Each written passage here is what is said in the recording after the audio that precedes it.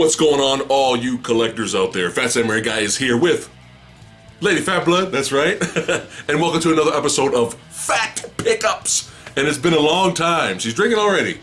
She's getting it started. Oh my god, that's so good. It's good? What is that? Oh What my kind God. what kind is that cider? It's a North Coast Brewing Company Berliner Weiss Cranberry Quince beer. Woo! Fucking A. So we're gonna do a little bit of pickups video for you guys. Holy shit. And we're gonna be here a while, okay? I have 4 more of this size. Yes. Yeah, I am drinking Einstock, because I feel like a fucking Viking. That's right. And what has it been, like 6 or 7 months since our last pickup? Yeah, it's been a long time. That's why we're gonna be here for a while. So that's Yes. 1 Christmas, 2 Yeah. birthdays, a lot of sales. A lot before that, yeah. That's why we got a long video today for you guys. But drink with us. That's right. Drink with us. Grab something to drink. This. Yeah, drink that. Oh my god. Oh. Drink with us, chill, order some pizza, Oh. kick back with us, because we're going to be here for a while, and chill and hang with us. So cheers. Cheers to you guys. Click. Or skål. Yeah. You. Let's get the pickups video started. Let's do Yeah. it. Whoa. Oh, shit. Shit. Strike 1. Oh my god, this is good. Sure, I said. This is so good.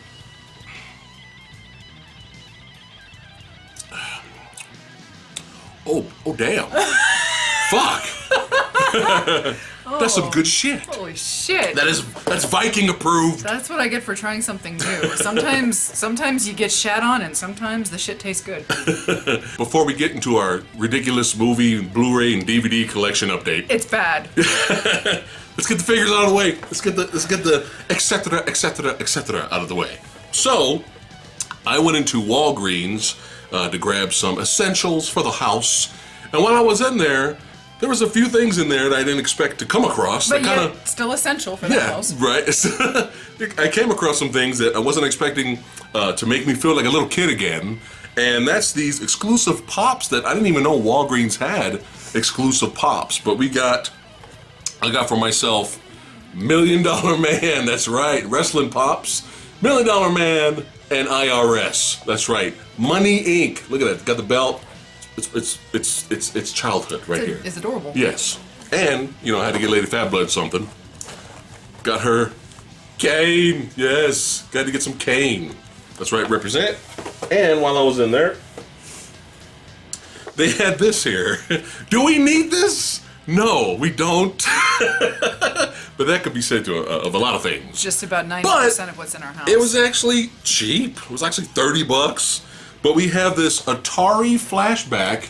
Yes, old school throwback Atari flashback.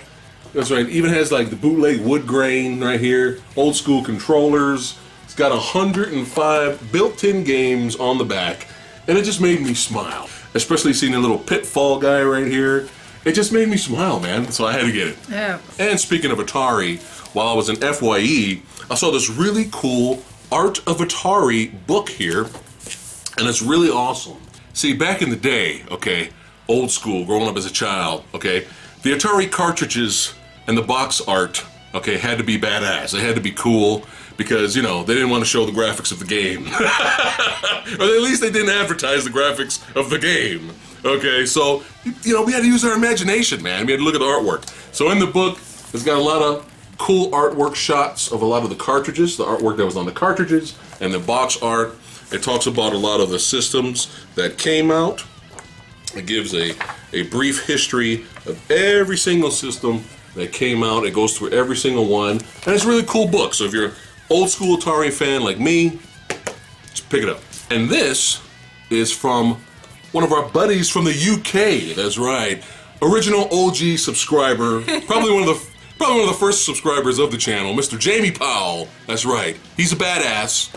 Sent us this Donnie Yen action figure, Star Wars, from the Rogue One movie right here. And what's crazy about this is, when was the last time you saw an action figure that was die cast? Yeah. Die cast figure right here. That's craziness. So we love us some Donnie Yen, and we enjoyed the Rogue One film. So thank you, Jamie. And fun because, again, one can simply never have too many pops in one's life. Skål! And despite FYE telling me, hey, if you buy one more, you get the third one for 75% off, I said, you know what? I think I'm good. I went ahead and bought 2 pops the other day. And again, it happens. And we already have a Rocket and a Groot and a Star-Lord pop. You have your art over there? And so, never had a Drax pop. I'm not really too keen on ever getting a Gamora pop. We'll see maybe if it comes out with something, decent. But I finally got myself a Drax holding a little baby Groot pop. I kind of had to get it because it's absolutely adorable. So I got that yesterday. Smooth. I got another pop yesterday. Was that something I got you?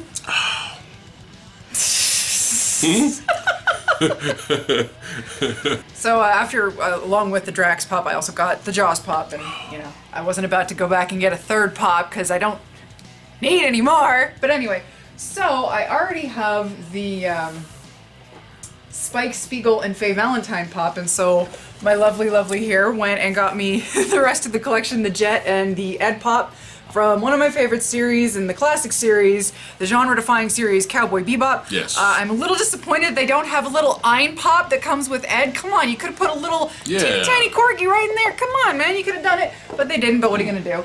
So that's kind of completes the collection for now, unless they come out with something else, which, it's pops. Of course they're gonna come out with something else. They will. So, next up, from my favorite TV series of all time that I discovered over 20 years ago now. God damn it. It's Tom Servo and Crow T. Robot from the cult classic TV show Mystery Science Theater 3000. Yes, sir. Which was recently brought back on Netflix via Kickstarter, which I was a contributor of. Thank you very much. And these are they're damn adorable, and you gotta do it. Gotta do it. And while we were in Hollyweird, shockingly enough, the movie that made me jump in on this YouTube movie bandwagon with Fat Samurai guy here. One of our first reviews, man. My first review with him, and an early review for you. Never bought the pops to this movie that I love so dearly. So we've got Max Rockatansky, Immortan Joe, Yes. and Imperator Furiosa from the frickin' fun as hell movie Mad Max Fury Road, which I just saw the other day again for like the umpteenth time, and I still enjoy the hell out of it. Witness me. They also have a Nux in the collection, which I almost got. Witness. And they have the Coma Doof Warrior, which I almost got, but it's like, I think 3 is enough for right now. Yeah, we're good. So unfortunately I didn't get those, but the 3 is I want old school Mad Max pops now, okay? That's right, I want old school Mad Max, from the Road Warrior. That's what I want, yes. You can have the little dog. And, the dog that dies. Oh, I'm sorry, spoilers. My and bad. Humongous. Yes. Just walk away. Just walk away. And recently, we were, fortunate and lucky enough to hang out with some really cool, badass people. That's right, Wet Movie 1, The Fluffy Gamer, Danny the Cinestalker, and The Bunny Barn by Jax. We hung out with them, so make sure you guys check out our video and then all of their videos, because it gets crazy, it gets insane. It's a little bit more crazier in their videos. But yeah, we were out and about hanging out with them and having a good time. So we made a quick stop by Amoeba, because we were in the mood to get some vinyls. So while we were down there, I was looking for some metal vinyls, but I didn't really see anything that grabbed my attention. So we kept looking, and we came across some soundtrack vinyls, movie soundtrack, and I was just looking, and I was just like, I saw the Warriors, right? And I was like, oh shit, that'd be dope to have Warriors soundtrack, but they were out of the Warriors. And in the W section, I was just like, does that say fucking Warlock?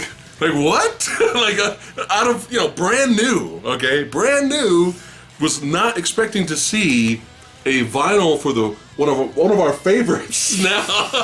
One of the most underrated fun fantasy horror movies, Warlock, yeah. If you guys have not, don't worry about the sequels. Nah. Don't bother with the sequels. Just watch the first movie. There's some damn hilarious moments, but it's a lot of fun. Great character. But yeah, Warlock, man.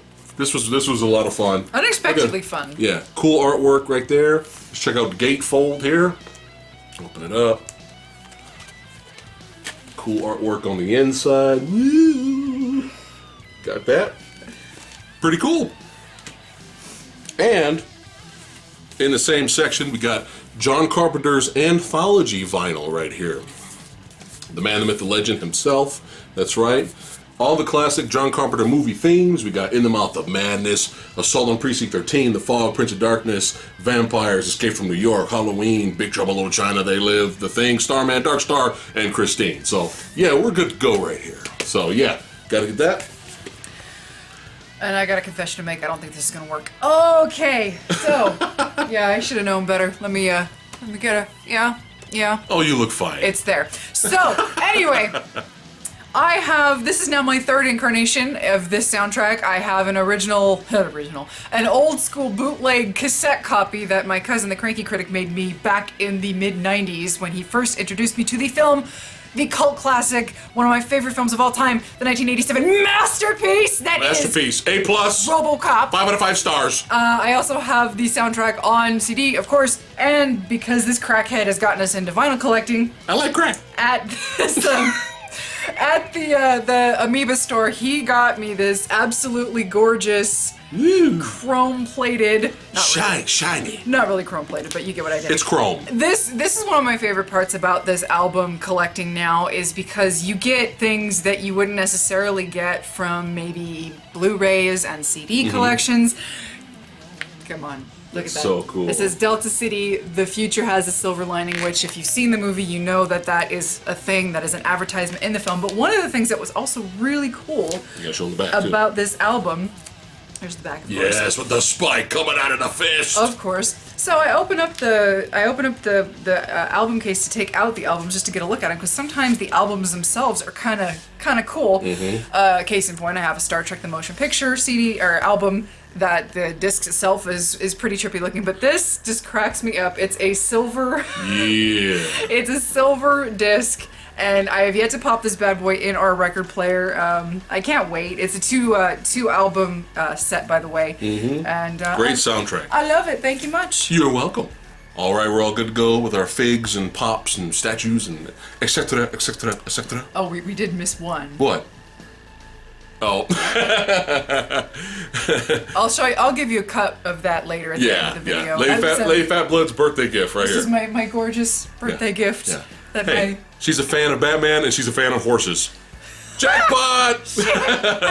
All right, now it's time for our movies, Blu-rays and DVD collection update. So we're back to Mr. Jamie Powell, who really is going out of his way to hook us up. Yeah, he gave us some goodies this year. Man, so we have here some horror movies, because you know we like the horror genre. We have, we haven't seen any of these, so we have Severance, the movie Severance. We have the movie The Cottage. Creep, right? A different Creep, not the Creep that was starring Mark Duplass, but yeah, Creep. And a special edition here of Panic Room, nice and thick, that's right. I'll shut up. Yeah. And a Western I've actually been wanting to see for years. This movie bombed in theater. It did not do well. And two of the reasons is the big long-ass title. This title is so fucking long. Okay? So any film casual will probably look at this and be like, okay, what the fuck is this? Way too much. And the movie itself is really, really, really, really, really long. And it wasn't really marketed as, you know, like an action Western. So no one's going to want to sit in like a 3-hour story-driven, you know, character piece Western. We would if it's, you know, if it's well done, if it's really good. Okay, but I've always wanted to see the assassination of Jesse James by the coward Robert Ford. Yeah, that is a big ass, long ass title. Okay, starring Brad Pitt and Casey Affleck. Always wanted to see this. I heard that it's actually a really good movie. Just nobody really gave a shit when it came out. Now, Jamie knows how we love bad movies. We do have an appreciation for bad movies, but there's different types of bad. Different types of bad. Okay, there's bad that causes us pain, we want to kill ourselves, and then there's the bad where it's hilariously bad, okay? But unfortunately, this is bad. I appreciate the effort, Jamie, I appreciate it, but Ninja Apocalypse right here. This movie, it's bad, but yeah, another good example of the cover being better than the actual film. Yeah, it's bad, so hopefully you didn't pay a lot for this. We will keep it. We will keep it and own it. Way to we put him on will blast not be. We will not be. Everybody. Oh, what do you mean? We love you, Jamie. Oh, we love you. All right. So yeah, hopefully they didn't pay a lot, but we will keep it. We will own it. We will not be ashamed. That's why we're showing it in the video. But this is basically a ripoff of The Warriors. It's almost the exact same plot. Oh, Okay. Now, granted, some of the fighting is actually not bad. There is some pluses in here. Some of the fighting is actually not bad. Just everything else in the movie is not good. But still, better than Ninja the Immovable Heart. Yes. I will not stop bagging on that movie. I will not stop ragging on that movie. And I will leave a link in the description below of my review of Ninja the Immovable Heart. Yeah, that piece of shit. So better than that. But this is the big one for me. I don't know why this never was released here in theater. Well, not in theater, but released here on video or released to rent. It just now, recently, is available to rent on Amazon Prime. But look how old this movie is, man. This movie came out in 2013. Okay, that's a long time ago. All right, and I saw the trailer for this film back in 2013, and I was constantly waiting for this to come out here on video, at least. And it stars Michelle Yeoh. Okay, everybody knows Michelle Yeoh. Yeah, directed by John Woo. Co-directed. I'm sorry, yeah. Co-directed and produced. Co-directed, yeah. But still, we have some names here. I still don't know why this is still not released here on DVD. Yeah. I don't get it, but I've always wanted to see it. I can't wait to watch it. I don't know if I'll do a review of it or not, but Reign of Assassins. I've been wanting to see this forever. Starring Michelle Yeoh, one of our favorites. But yeah, gotta check this out, man. And like we said, Mr. Powell was quite generous in Christmas gifts from last year, late last year. And he sent me, not necessarily me, but us, but kind of more towards me. And I promise you, Jamie, I swear to you, I will let you know as soon as I watch these. I have not forgotten, I promise you. I will review these for you. I will let you know what I think. The Snowman and Father Christmas. Now, as Mr. Powell tells me, these are two films that are near and dear to his heart. He grew up with them, grew up with these Christmas stories, probably the equivalent of what I had as a child, which was Silver and Gold. No, I had the Will Vinton's Claymation Christmas. I think it was the Claymation dinosaurs. If you raised in the 80s, you probably know what I'm talking about. Yeah. California raisins show up. It's a lot of fun. So I'm looking forward to this. This comes highly recommended from also The Illusionist. I believe this is a French animated film, which I am very interested in seeing that. This looks like another French film, April in the Extraordinary World, which I'm also looking forward to. And this, he says, this looks adorable. This looks like a stop motion little cutie. Mary and Max. That looks like it should be a lot of fun, or at least different. Yeah. And we've been wanting to see this forever. I've heard so much about this. Tokyo Godfathers. Now, I have been wanting to get a copy of this in the States for a very long time, but unfortunately, for the longest time, and it's probably different as of right now because things change all the time. I don't know if the title had kind of lost distribution rights at some point, but this DVD was so expensive domestically. Really? Like, for the longest time, it was, for just a DVD, you'd be paying between like $30 to $40. Now, for a DVD, I'm not going to pay that much if it's just for one film. I'm sorry, especially for a DVD. But he got this for us, and I'm very, very much looking forward to that, especially now that I'm getting back into my anime mode, thanks to a big asshole somebody got me. I don't know what you're talking about. No, of course not. Beer number two. Nah. All right, we got some more Freebie DVDs. Freebie DVDs? Freebie DV? From the Sexy Sumo, that's right. And here we go. We got Jackie Brown.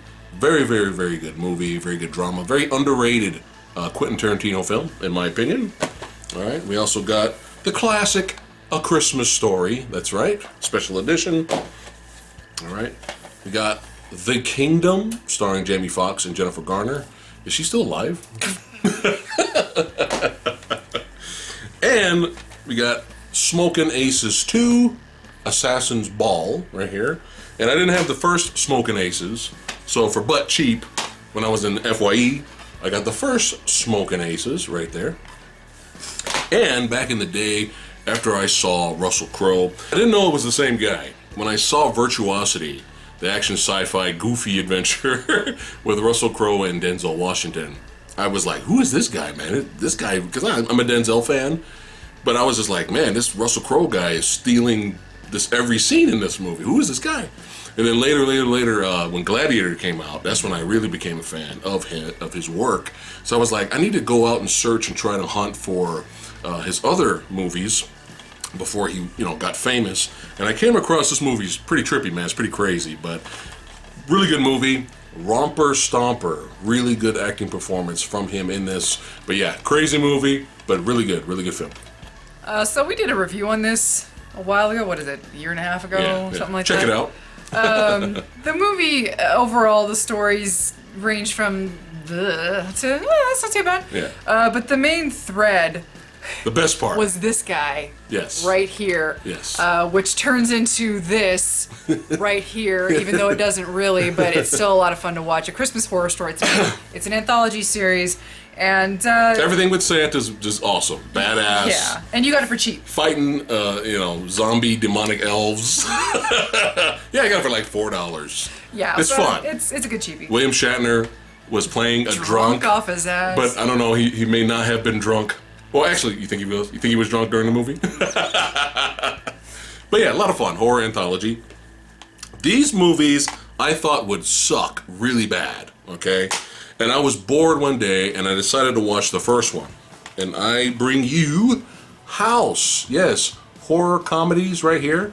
House horror comedy. A lot of fun with this. Was really not expecting to like it.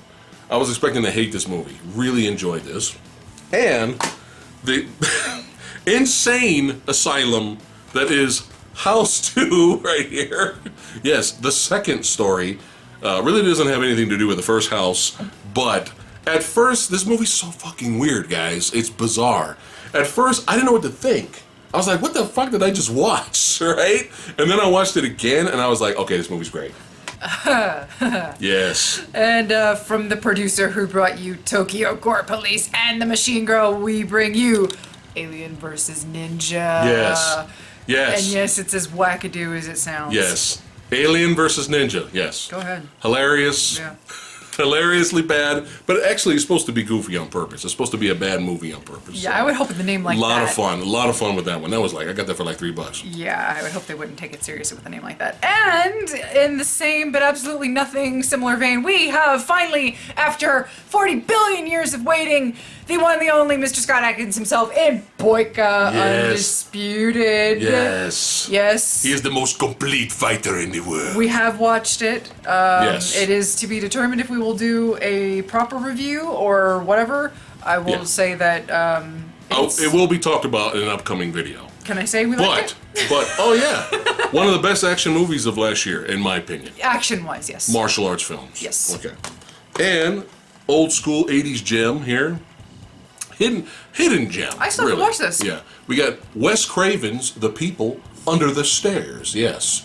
Another very odd movie in Wes Craven's, catalog. But entertaining. Okay. Entertaining for what it is. And we have Fun. Another fun, entertaining. Could have been a lot better though. The 4K Blu-ray version of The Hitman's Bodyguard. The trailer and the premise for this was genius. It could have been amazing, but for what it was, we were entertained. It was cute. It was fun. It was that's kind of something I've been saying about a lot of movies recently that I find aren't completely personally offensive in that this movie is so dumb and insulted my intelligence when they don't hit that rock bottom. Yeah. But they're not great. Mm-hmm. They're kind of good. Mm-hmm. They're a fun time waster. Yeah. They're cute. Yeah. Hey, it's better than shit. Oh fuck. There he goes again. That's the second. I told him you gotta be careful. You gotta baby this thing. Oh, anyway, so wasting beer. Totally. The carpet's getting drunk off of your beer. Anyway, so we're fired. We have been waiting for years. Yes, we are fired for this film. There's a reason though. Heard about it. We have an excuse. Heard about it a while back and didn't really know what to think about the initial design. And then I found out that the director of the I'm gonna get crucified for saying this, but I feel like it's overrated. But I understand the devotion and the love. Evangelion, also known in the States as Neon Genesis and Evangelion. I get it. Yeah.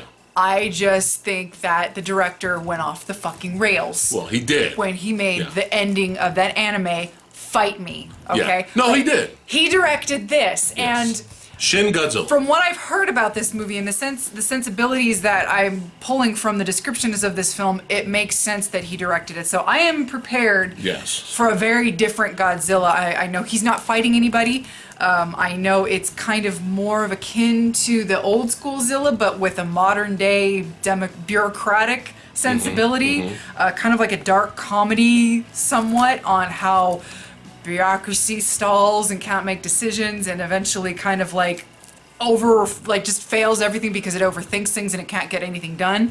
So I am expecting a very odd movie in this Shin Godzilla.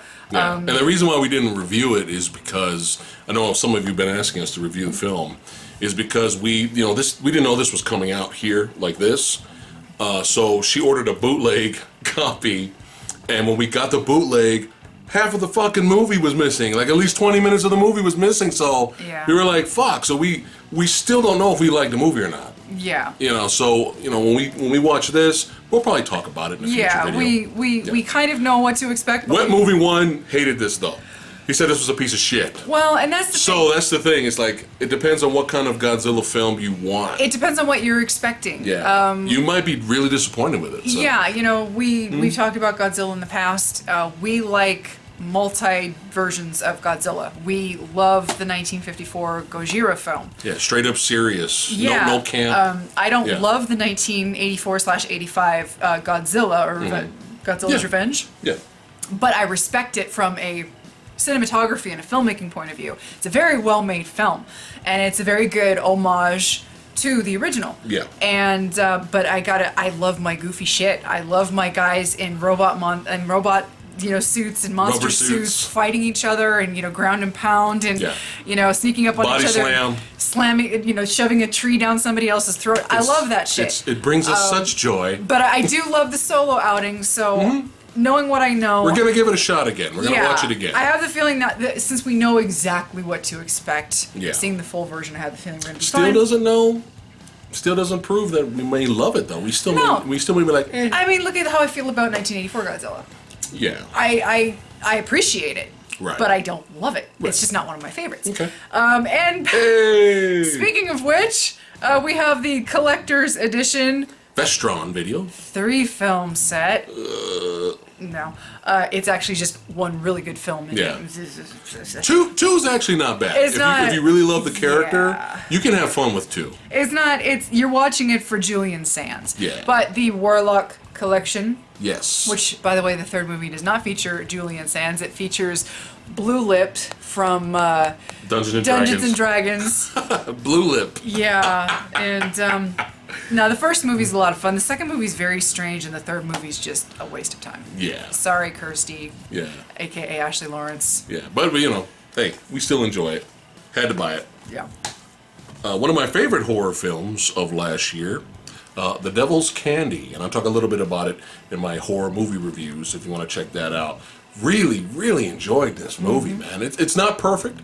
It's got some flaws, It's got some plot holes, too. Some things happen, some side plots that... Yeah, they get dropped. Yeah, they get dropped really quickly, but really good looking, cinematography is great. Good chemistry really between good, the cast. Yeah, really good acting from our leads, and a fucking badass metal soundtrack, yeah! Woo! Yeah, so highly recommend The Devil's Candy. And one of the most underrated, everyone's completely forgot about this movie, heist, thriller, car chase films. I bring you Ronin, starring Robert De Niro. Yes. Robert De Niro and... Jean Reno? Yeah, Jean Reno from Leo and the Professional. Yeah. Really, really great heist, thriller, car chase movies. And probably one of the best car chase films. There's not a lot of car chases in here. There's maybe 2. But the last one for the finale is just like, holy shit. This is what movie magic is all about. This is what action films are all about. Not a lot of no CGI, okay? really cool stunts, real shit happening. Yeah, so highly recommend Ronin. And that's a fucking badass cover, too. Who did it? Who's this, Arrow? Thank you, Arrow, for giving us a badass cover, because the real cover for this movie is so generic shit. But yeah, Ronin. Okay, so sometimes you go into a film and you don't know what to expect. It could be a nice thing. Mm-hmm. It can be a pleasant surprise.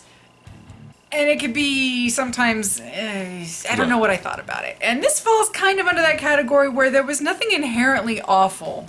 Yeah. There were some things that were good. Mm-hmm. It was a little contrived. Yeah. It was a little, you gotta suspend your disbelief a lot to kind of feel the movie out. We're going to talk a little bit more about it when we do our first podcast for the channel. We're going to do a 2017 movie recap, and we'll talk a little bit more about it in detail. But it's not an awful film. No, it's entertaining. For the most part, the performances are good. Mm-hmm. The direction itself is fine. Yeah. But overall, it's kind of, I don't know about that. Better watch out.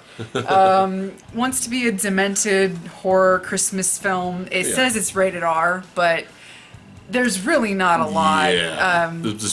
Just cursing. The kills are kind of off screen for the most part. Yeah, it's kind of disappointing. So it's not really, I'm not really sure why it's... It's an entertaining watch. It's fine. Yeah.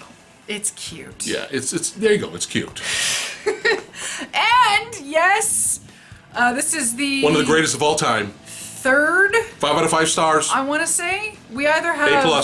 I know we already have this on Blu-ray. We might have 1 to 2 copies on DVD, depending on if there was a special edition on. We have the documentary. This is the Scream Factory Collector's Edition of Return of the Living Dead, one of my favorite films of all time. Skull. Released in 1985, if you can freaking believe it. This Blu-ray he had to get because it features a 2K scan of the film, and I gotta say, the movie looks amazing. It's a grainy film. It comes to you from the mid-'80s. Yeah. So you're gonna get grain, and you're gonna get that old 80s look, but this film, every time I watch this movie, I find something more in it that I love this guy. I love... Oh. I swear. The boss? Yeah, the characters in this film are just, they're a delight. Yes. And I can't recommend this film enough if you like horror comedy. Yeah, if you like horror comedies, it's just brilliant. I like death. Yes. You ever fantasize about being killed?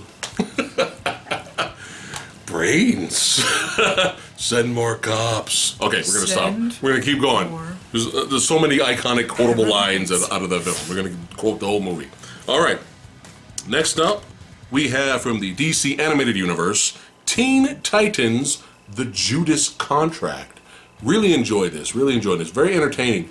You know, there's these DC universe animated films. A lot more entertaining than the live-action animated movies, and that's just the truth. Some of these can be hit or miss. Not all of them are perfect. There are some that are better than others, but there's really, I really can't think of one that I was like, that was fucking shit, and I'm just like, ugh.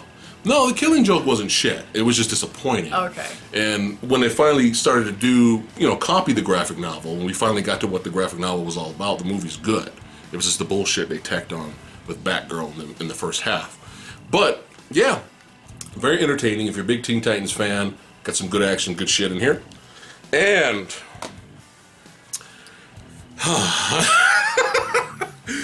oh, yeah. So I started to watch this movie, and my jaw dropped out of pure shock and laughter. This is a pure Chinese propaganda film, but I'm a big Jackie Wu fan. And I was really disappointed with Wolf Warrior. Check out my review of that film. Wolf Warrior had its moments. There was some good stuff in it, but I was kind of disappointed with it. So highly recommend you guys check my review of that. But Wolf Warrior 2, I heard good things about in terms of, action film-wise. And Wolf Warrior 2, there it is. Jack, look at this glorious. Look at that badass cover. Look at that. But Wu Jing, Jackie Wu, big fan of. And Frank Grillo is in this. He's on the back there from the Purge films. And I started to watch this. And there are scenes. It's so, oh my God. This movie's dumb. This movie's dumb, big dumb fun. This is the perfect example of big, dumb fun, okay? This movie's so over the top and so cheesy. I was applauding. I was like, this is just, a guy just crashes, he's trying to go save one hostage. He ends up just crashing through the building, just unannounced, He could have easily landed and killed all the other 30 hostages that are right there, but fuck it. Because we just don't, fuck it. We're badass, okay? This is Rambo turned up to 11. But yeah, so I got about 60% into the movie. 60%, and I stopped it. I was like, I am not finishing this movie without her. Okay, I can't do it. So I'm gonna rewatch it with her and bring her on this wonderful, glorious journey of B-movie action heaven. But despite the over-the-top moments, there's actually some legitimate, really good action scenes in here. Okay. But, okay, and here we have two movies that are so far apart from each other that they are literally on opposite ends of the planet in terms of subject matter and what they are. We have Batman Mask of the Phantasm. Now, Yes. I remember when this movie came out in theater. I was already a fan of the animated series. It came one of the greatest of all time. It came out when I was like fourth or fifth grade, my bad. Which I instantly fell in love with, having no context of what Batman was. I just loved what I was seeing, and I never got to see this in the theater. I did not see this until the early 2000s, courtesy of you. Yeah, I saw it late too. And couldn't really get over how much this is another one of those films that just kind of fans know about it, but it's not really. It got lost. It really flew under the radar. And it's kind of sad because I remember, from what I recall, it's a good movie. It's a good film. It's I look forward to seeing it again. And this is now the second version I have of this on Blu-ray because Criterion can't keep their trap shut. They just had to go and release it. This is one of Alfred Hitchcock's early films from 1940 called Rebecca. And it stars Laurence Olivier and Joan Fontaine. And it is a beautiful, atmospheric black and white film. And it's hard to explain what the movie's about. Don't ruin it. No spoilers. No, it's hard to explain what it's about because it's really not about a whole lot. And he wants Slow to see burn? it. Oh my God, you have no idea. I'll be fine. I keep telling him I want to show it to him just I'm used because to slow burn. it's about, and you got to remember, there are things you got to remember about going into this. It's 1940. That means we're just getting over the melodramatic 30s acting style. It's still crossing over into the 40s. You got some acting that's a little, well, see, just a little bit. But Laurence Olivier, he plays the part. Joan Fontaine, you kind of hate her because she's a fucking wimp, but she plays the part. And there's an actress in here, Judith Anderson. Now, Cranky Critic would know Judith Anderson as playing the Vulcan Elder from Star Trek III, The Return of Spock, that actually does the transfer, the Katra transfer, and puts Spock's brain back inside his body from McCoy. But she plays Danny in this, and that's Danny right there. And she fucking owns this movie. She is fucking amazing in this movie. I think she became a dame. She ended up getting like the whole equivalent of being knighted. She ended up being called Dame Judith Anderson later as she got older. She's absolutely amazing in this movie. She cracks me up every single time because she's on the screen and she commands the screen, and that's what she does in the film. She commands the presence of everybody around her. Cool. And she's amazing in this movie. I love this movie. I hope you enjoy it. I hope you don't fall asleep. Now, without ruining anything with spoilers, is this a thriller or is this just a straight drama or mixture? It has twinges of thriller, but not so much. It's more of it's very atmospheric. It's about the house. It's about the history. Okay. It's about this presence of this dead woman that the Joan Fontaine character can't shake. It's not a ghost story. Oh, okay. It's nothing like that. But there is a mystery involved, and I know it's based off of a book, and I know they had to deviate from the book because of the times, but I can understand why they did what they did. And I'm fine with the changes that they made in the film. But I'll be fine. I love the film. I've loved it. I've loved it for over 2 decades now almost, and I hope you're okay with I'll it. like the movie. It just won't be on the next Movie Dojo episode. Okay. Rebecca, that's badass. Yeah. All right. Now, 2 movies. One should have been badass, and one I'm hoping is badass. So the one that should have been badass, but kind of fell short, had a lot of potential, is American Assassin. That's right. Starring the great Michael Keaton, who is the best part of this film. He is really great in this movie. Solid action movie. You can get some entertainment out of it, but unfortunately, it's that borderline, it's just kind of generic action movie. The beginning is great. The beginning is like, holy shit. And there's some really good action in the middle, but it kind of falls apart in the third act. I was kind of just waiting, okay, let's just end the movie now. And if I'm feeling that way, like, let's end it, that's not good. Right. So, but still, it's a good time waster. But the biggest crime of all time, okay, is fucking Scott Adkins is in here. Boyka himself, damn it. Doing what Scott Adkins does in mainstream films? It's in this movie for like 5 seconds. It's a crime, damn it. All right, anyway. Remember, he was in Doctor Strange. Well, he had a bigger role in Doctor Strange. At least he did some fighting. Jeez. Was he in Expendables 2? Yeah, he was Van Damme's second minion. But at least he did some fighting. At least he had a fight with Jason Statham. He was in Hercules. We won't talk about that. We were supposed to review that, you know. Oh, speaking of pain, bad movie pain, there you go. What stars your favorite actor of all time? Fuck off. Anyway, so another movie that I'm hoping is badass is Jackie Chan's The Foreigner. Now, when I saw the trailer for this film, I was very excited because I always known Jackie Chan could act. And a lot of people were like blown away, like, oh, Jackie Chan, he was a great actor. You don't know nothing about no Jackie Chan, okay? You don't know nothing about no Jackie Chan movies, all right? Jackie Chan has done dramatic roles before, okay? Jackie Chan has done violent films before, okay? Straight up R-rated thrillers. He's done it, and he does his action comedies that he's more popular for, okay?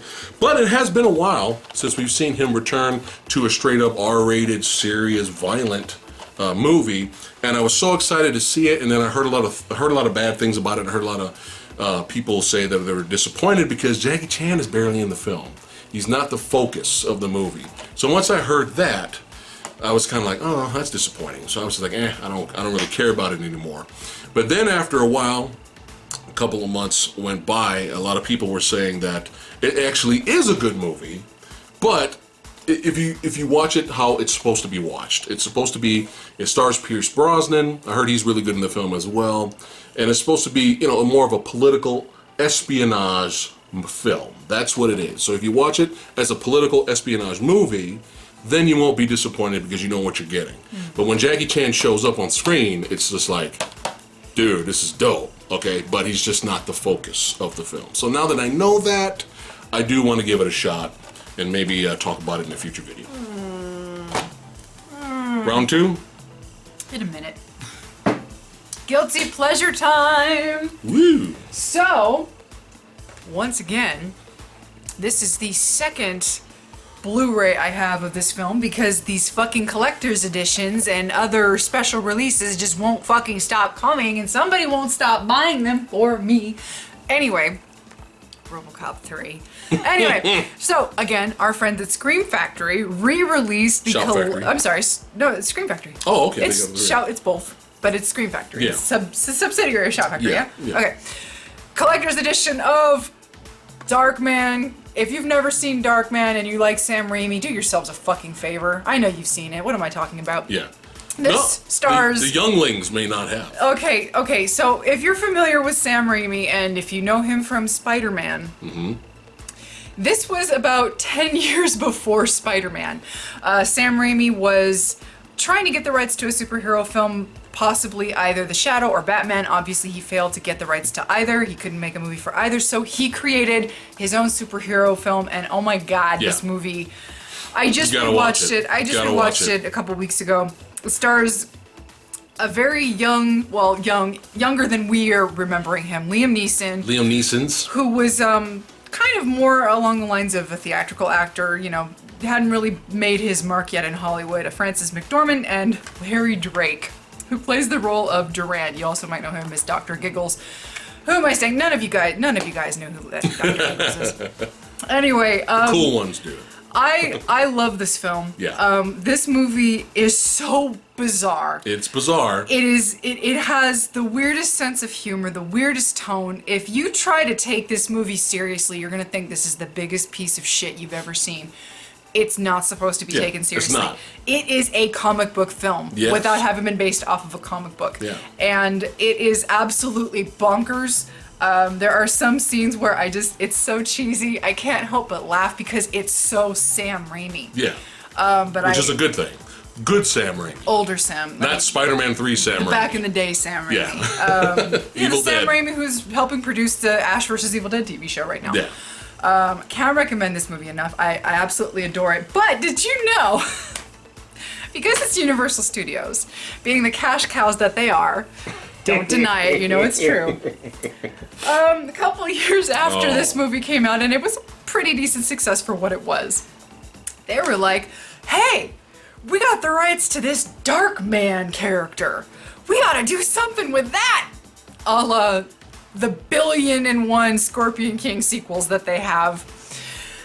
Oh god, and so, a couple years later, straight to video, at least in the States, they release Darkman 2, The Return of Durant.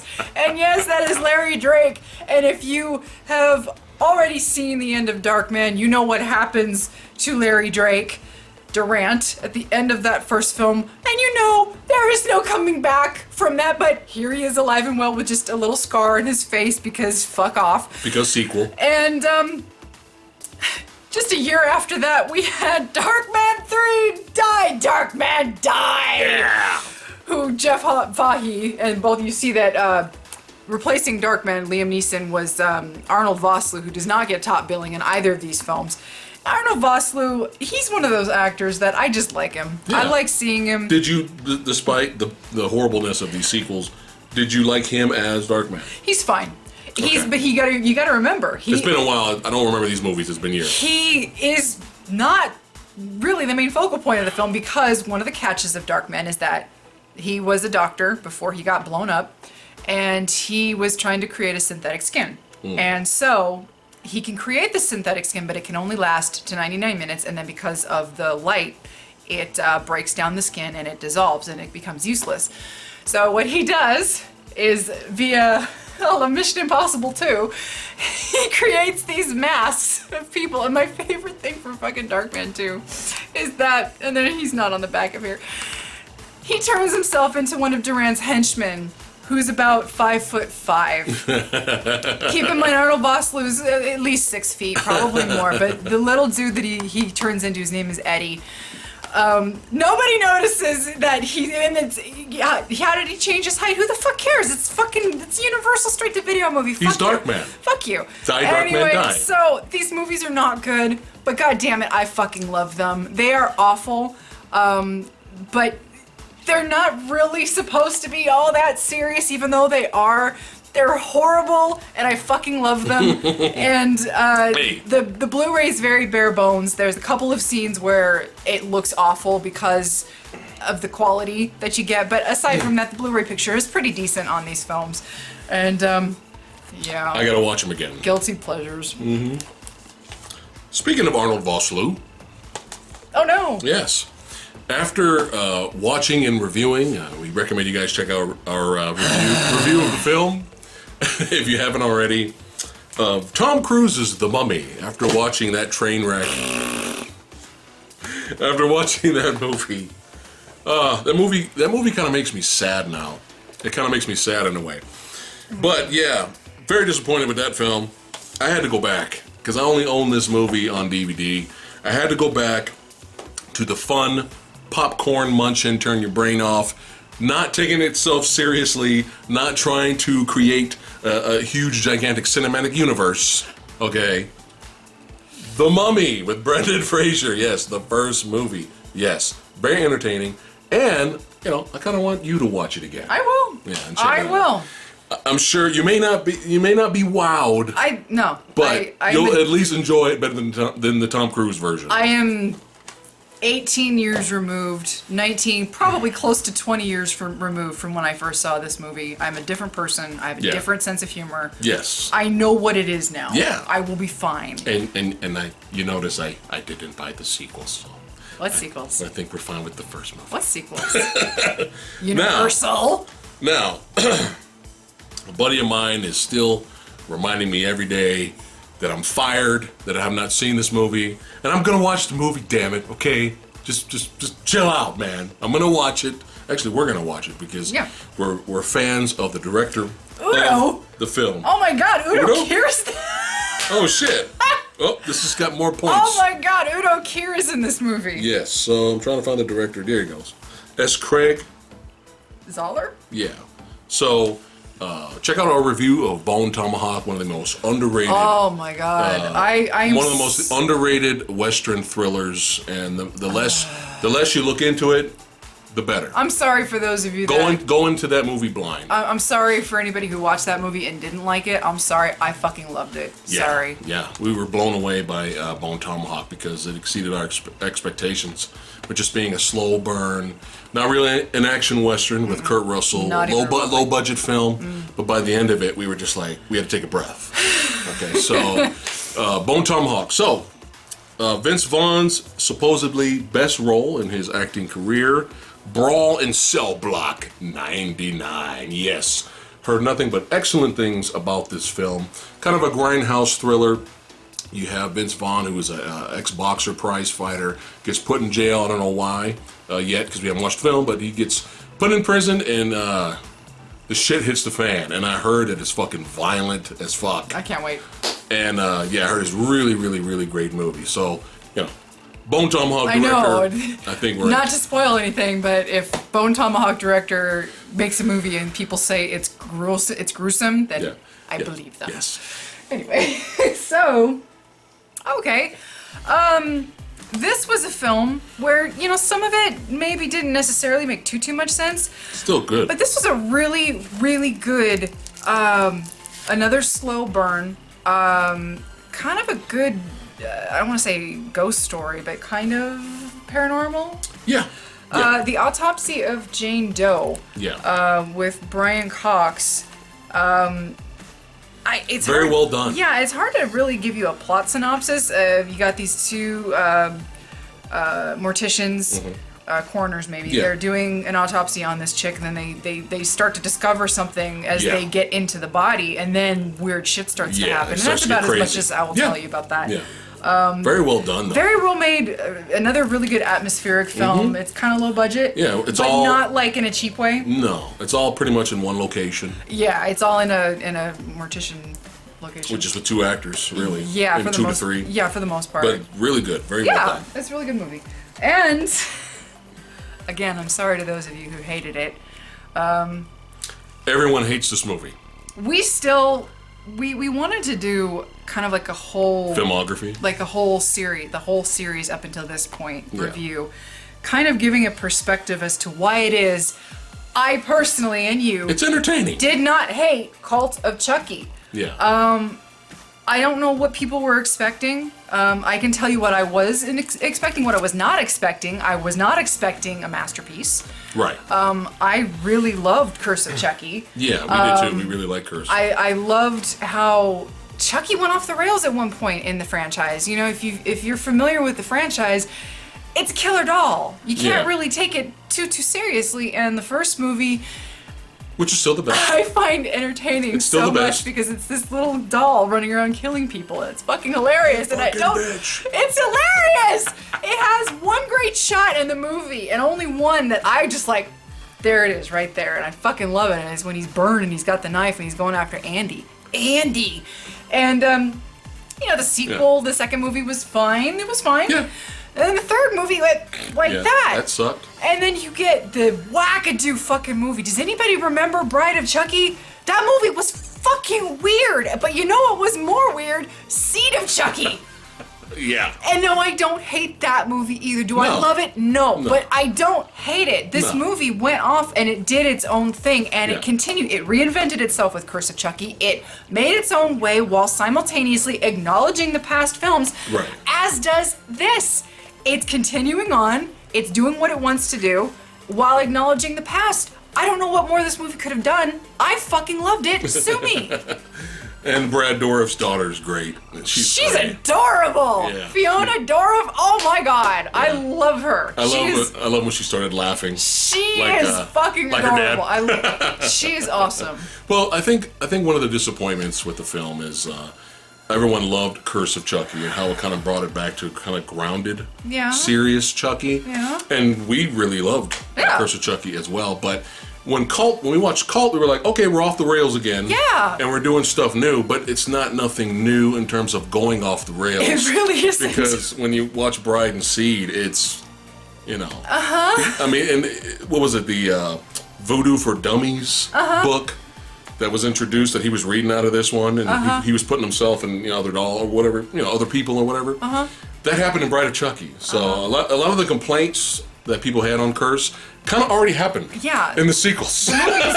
Each movie in its own way I get it. If you don't like the movie, I get it. Yeah, each movie in its own way already kind of makes up new shit as it goes along. And I don't really see the problem with a movie based off of a goddamn killer fucking doll that got his soul put into a good guy doll because a serial killer knew voodoo. Yeah.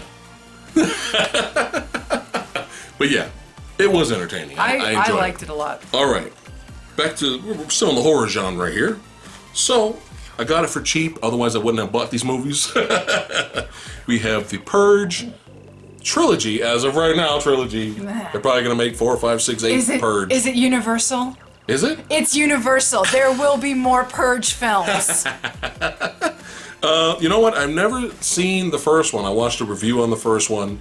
Wasn't really impressed by it. But we really enjoyed The Purge Anarchy just as a straight action film. You know what I mean? And made us more fans of Frank Grillo. So we heard the third movie wasn't good, but Frank's good in it. So that gives us enough. So for cheap, mindless entertainment, why not? All right, a movie I've wanted to see for years. My mother actually saw this film, and everybody was screaming. She's like, everyone, when the wax, the figures and statues started to melt, everyone screamed in the theater and all that. And I was just like, when I was young, I was like, oh, right, But I've slowly become, for the past, maybe 5, 6 years, become more of a fan of Vincent Price. Probably more than that. Yeah. We've been here for a while. Yeah. So I'm just like, dude, I kind of missed it, But mom knew what she was talking about. So, but yeah, I've always wanted to see this film. I heard nothing but good things. But we have Vincent Price, House of Wax, that's right, in 3D, which I actually heard the 3Ds actually was done well. Because it was released in 3D back in the old school days. How cute. So if you have a 3D TV, there you go. But yeah, can't wait to watch that.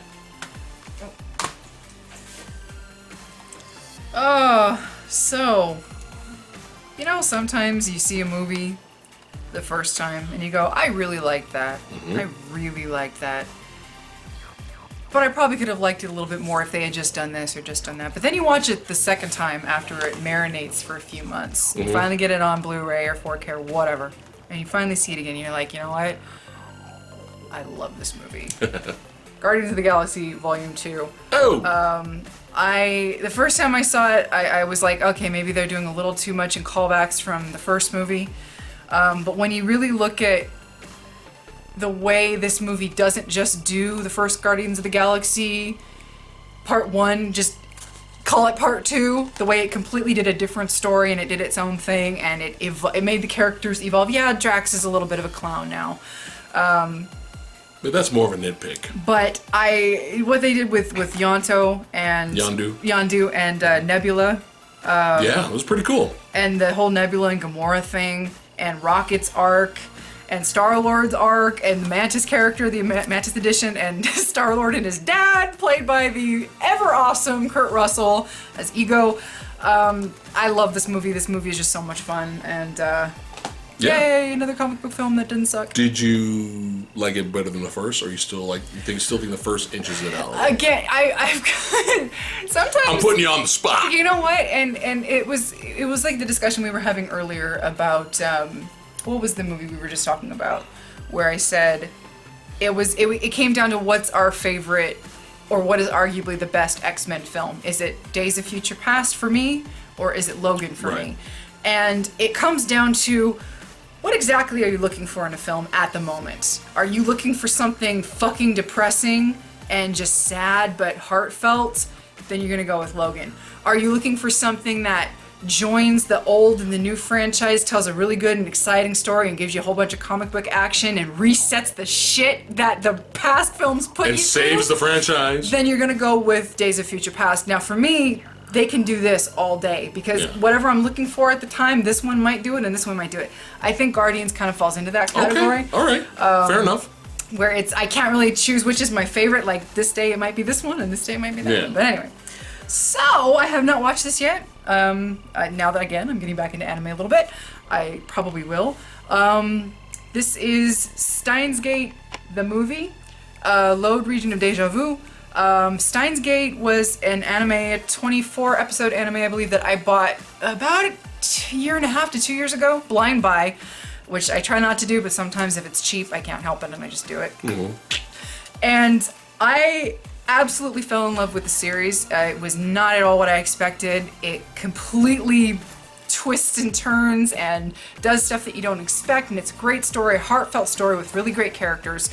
And I couldn't have loved the ending anymore, but then I found out that they come with a companion movie where it takes place right after the series, and it's a good continuation and another ending that's really satisfying and a good conclusion, and so I had to buy it. We'll be watching it soon. Hopefully it doesn't disappoint me. If not, I'll always have the series, so if it sucks, oh well. All right, and another old school horror movie that's very well done, and a good example of how in a lot of ways Better Watch Out failed. I give you the original and best Black Christmas. All right, not the remake. The remake was entertaining for what it was. It was all right, but yeah, Black Christmas, the original, starring Mr. John Saxon. All right, cool. Very good classic horror, true horror Christmas film. So if you haven't seen it, highly recommend you check that out. Now, Movie Dojo fans, action movie fans of the channel, okay, don't kill me, all right? Don't kill me, all right? We've seen 5 billion movies, but yet there's a lot of movies we haven't seen, okay? Damn it.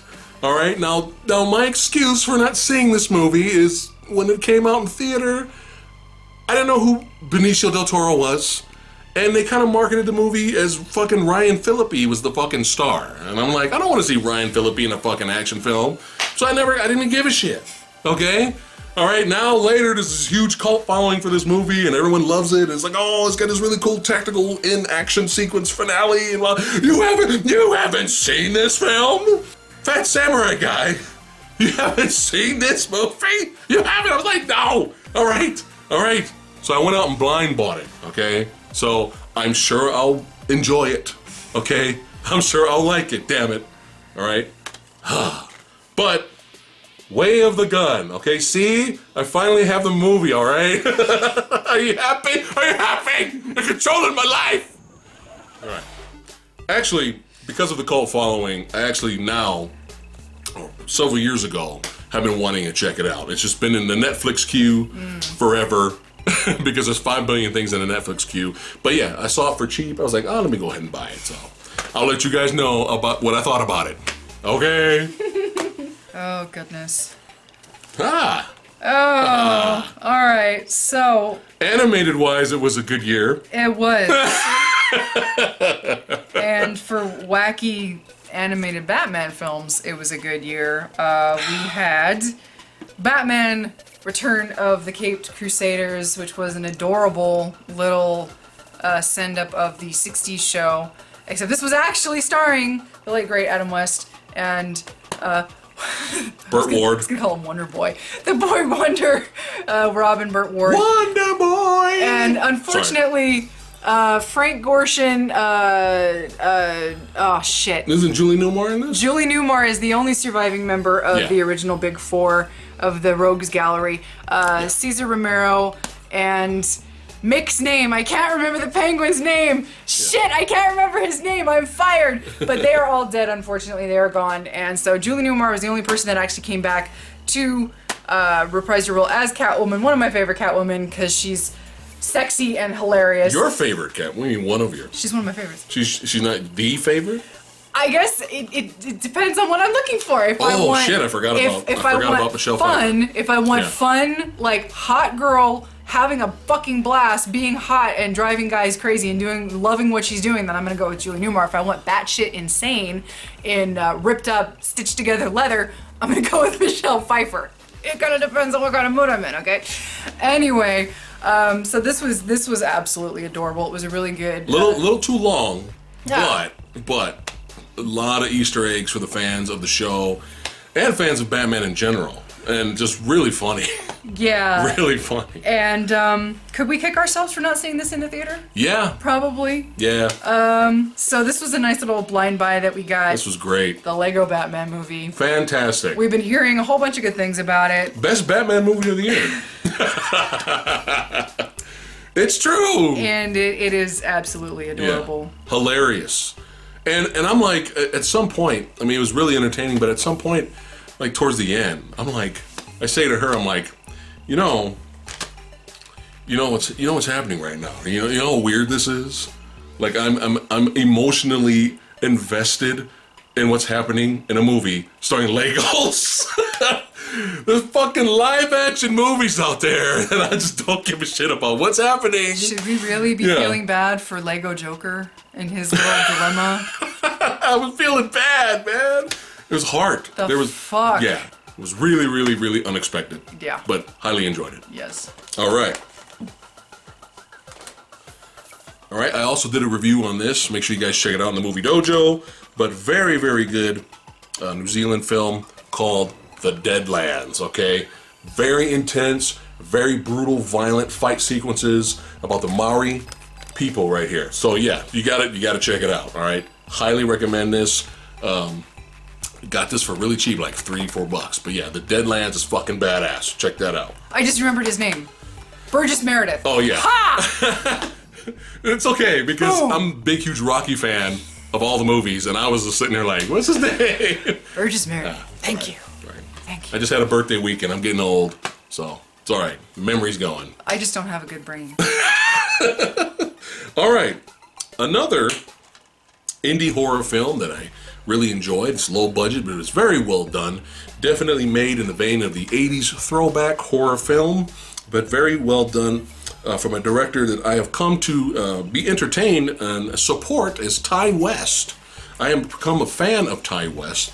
I enjoy The Innkeepers and his other films as well, but The House of the Devil, all right? If you guys like 80s throwback horror films or low-budget indie horror done right, highly recommend The House of the Devil. Very good. Okay, so here we have something old, something new, something I've seen a couple of times, and something I have yet to see because I'm fired. I bought at a Black Friday sale for like $8. Love my cheapies. Nocturnal Animals. I've heard it's a really good film with Jake Gyllenhaal, Amy Adams, and I believe... Amy Adams. Oh my god, Amy Adams and Isla Fisher's in here? The twins are in here! What the fuck? Isla Fisher is in here. You'll know what I'm talking about. They're like identicals, what's it called? practically. Kick-Ass. What's his name? Okay. Oh, Armie Hammer's in this too? Oh my god. Michael Shannon's and Aaron Taylor Johnson. Oh my god. Aaron Taylor Johnson. I just got my freaking wow. Okay, so there's a lot of people in this movie. I've heard it's a very bizarre thriller. Hitchcock-esque? I guess maybe? so. I'm looking forward to it. Yeah. And arguably one of the better. Oh yeah, there's no argument. I don't want to say it's the best, but one of the it's very well made. 1989. Woo! Holy shit. Pet Sematary. Yeah. Fred Gwynn is in. Elliot Goldenthal did the music? What the fuck? Batman and Robin composer? Batman and Robin, but Alien 3. Fuck it, I like Alien 3. Shut up. And this is an interesting. I don't know. It's a really well made. Probably hints of 80s cheese, just a shred. Still really good. If there is, it's been a long time Classic since I've seen 80s horror. Yeah, but Herman Munster's in this. I know. And he's adorable. He's got that adorable old road accent. You don't want to go up that road. You bury your own. That was awful. I'm sorry. All right. Another, got this for very cheap. Another very good, different type of vampire film. Very different. Feels a little original, feels a little fresh for the vampire genre that's been done to death and has been ruined by the fucking Twilight movies. Vampires are everywhere, but in the wrong way. So this is definitely one of the good ones, all right? Starring two very good actresses. I'm gonna let you pronounce their names because I'm horrible. Oh, fuck off. Gemma Arterton and Saoirse Ronan. Yeah, who's been killing it in the Oscars recently. She's been really doing very well. And has washed the stink that is the host from her resume. All right. So it says here, the best vampire film since Let the Right One In. The original foreign Let the Right One In, obviously. But Byzantium. I haven't seen this. Byzantium. Very good, well-made, very different take on the vampire genre. Enjoyed this one. Very good. Got this real cheap. Uh-oh. Now, of course, I own this movie on DVD. Come on, I can't call myself a Stallone fan or an 80s action movie buff fan, okay, without owning it. So I did own it for many years on DVD. I have not shown her this movie yet. So I saw the Blu-ray that was actually in this 3-pack here, okay, for butt cheap. I was like, well, fuck it, why buy it by itself? Might as well pay the same price for 2 extra movies, fine.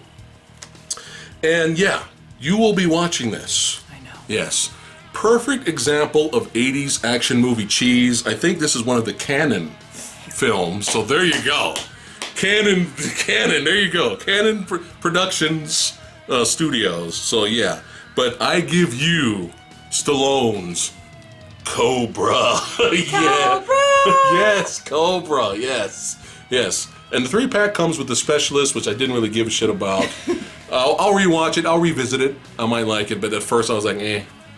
And Assassins with Antonio Banderas, in comparison, is a little bit more entertaining than the specialist. But Assassins could have been better, but it's still entertaining for what it is. But Cobra, yeah. 80s cheese. The villains have axes. Okay, if I can handle over the top. Over the top? If I can handle over the top. The arm wrestling movie from Cannon. I think I can handle. Yeah, you'll be fine. You'll be fine. But it's just, if you want to just quickly, if you want to go through, like, if it's 2059, and you look in a book of movie and cinema, and you're like, what were action films like in the 80s? You open it up, Cobra's right there. There you go. He's got a snake cobra on his pistol. So let me ask: is Cobra Sylvester Stallone's Commando? No. And that it's cheesy 80s, like quintessential. This is Arnold Schwarzenegger's 80s, height of the 80s ridiculousness was Commando. No, because Commando's on a whole other level of badassery. There's no comparison. I would say Rambo 2. Okay. Yeah, Rambo 2. Okay. First Blood 2. Okay. Rambo. But yes. Okay. It's going to be fun watching that with her. Eh. You're the disease, and I'm the cure. Oh, yeah, baby! Okay, sorry, go ahead. That's okay. All right, so I've got 3 films here that each represent a different level of film that we saw in the theaters last year. One represents absolutely amazing, and I absolutely adored it because it's an amazing film. One represents I absolutely loved it because it was stupid as shit. Guilty pleasure. And one represents God fucking damn it, you have disappointed me to no end, and I have washed my hands of you. But we got it because it was cheap. It was cheap. Got it because it was cheap. I was gonna wait. We had to. I was gonna wait for a $5. Unfortunately. $5 I was willing to pay for this, and that was only because there is a spot in my stupid little brain that enjoys Prometheus. Alien Covenant. Yeah, we had to do it. one of the greatest disappointments in 2017.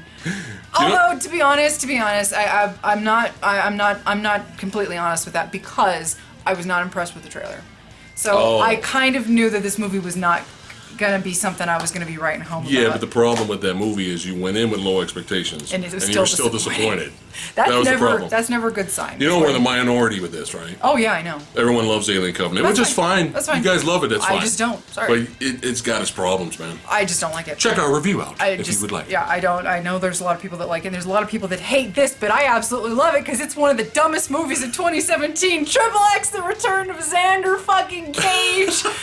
This was so fucking stupid, and I loved it. Yes. And Donnie Yen didn't fucking die. Yes. Oh my god. In an American film. First American film where Donnie Yen survived. Samuel Jackson was hilarious. I love Ruby Rose. Great cameo from Ice Cube. Fucking Ice Cube showed up and Tony Jaa bonus. Made Triple X2 almost worth the trip. Yeah. So this was a whole lot of fucking fun. I don't care. Check our review out. I know it's awful, but it's great awful. It knows it's awful though. It's not supposed to be. No one's Watch guys, the first Triple X. There's a motorcycle chase, and then they end up racing on the ocean. Yeah. Okay. They're not being serious, guys. This is what I wanted the first Triple X to be, but the first Triple X was stuck up its own ass and was literally trying to create an extreme James Bond. And they were trying to be serious. When you go back and watch that, you're like, there are shades of ridiculousness, but it was trying to be serious. Yeah. This is everything I would ever have wanted a movie to be like this, so I'm perfectly happy. Laughing our asses off the whole movie, having a great time. Absolutely. All right. And then we have Dunkirk.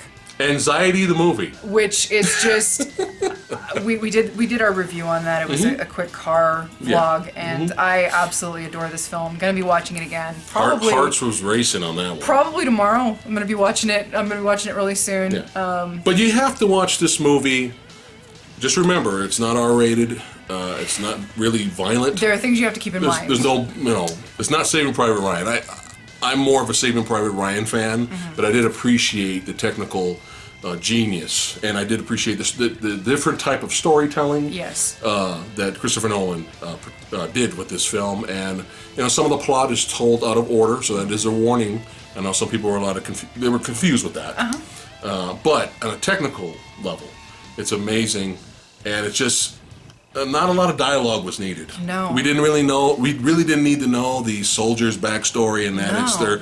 I got 5 kids at home waiting. We've seen 5 billion war films with that. Those movies before. already exist. It was nice to just we're in a fucked up situation. We're literally dropped into the middle of this situation. We are fucked, and there's no way out. Whoever's around, that's the person that we follow, and we don't need to know who they are. We're just fucking trying to survive with this person. Yeah. So I love this movie. Yeah. It's good, very well done. It's one of my favorites from last year for sure. All right, Christmas gift time from my baby. Can I have a kiss right here? Oh, baby. Yeah. And she knows her hubby. She knows me. She knows what I like. Say, this is turning weird here. I'm going to turn the camera off for a little bit. Anyway, she bought these for me because I've been talking about them forever. And she just gave in and bought them for me. But there seems to be a theme going around recently for several years. Actually, for a while. Ever since Dragon Ball Evolution, the movie, came out. And the theme is live action adaptations of anime 80% of the time pretty much sucks. It sucks really bad. And unfortunately, we kind of blind bought Attack on Titan Part 1 and 2. Sorry. Oh. Sorry. We haven't watched them yet. We've had them forever.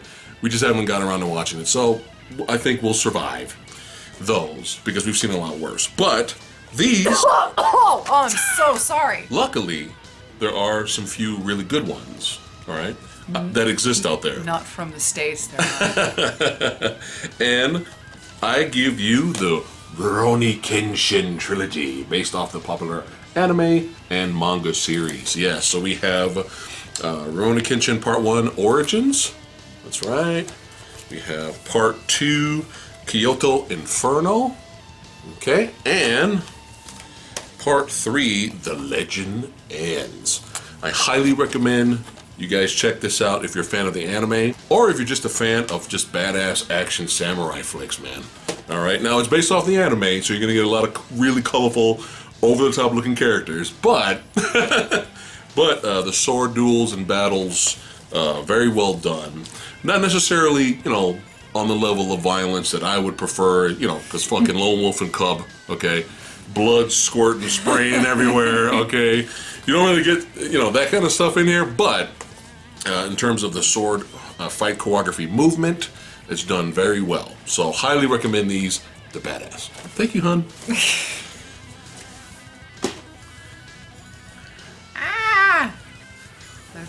It's my turn for another. Let's see. This is Which one's this one? This is Garage Brewing Company Tropical IPA, American India Pale Ale with grapefruit, pineapple, and passion fruit flavors. Yummy. And I'm still sticking as being a Viking today. It keeps fucking up the beer. The beer keeps coming out. Trying not to waste the beer. I'm still with the Einstock. Beer number 3, by the way. It's not bad. Yeah. I think the winner of the night so far is the cranberry beer. Holy shit, that was awesome. Well, let's see. What do we got here? Smooth. Oh my god. Alright, so 2 of these were a blind buy. One we just recently saw. This falls under the... It was good. It's cute.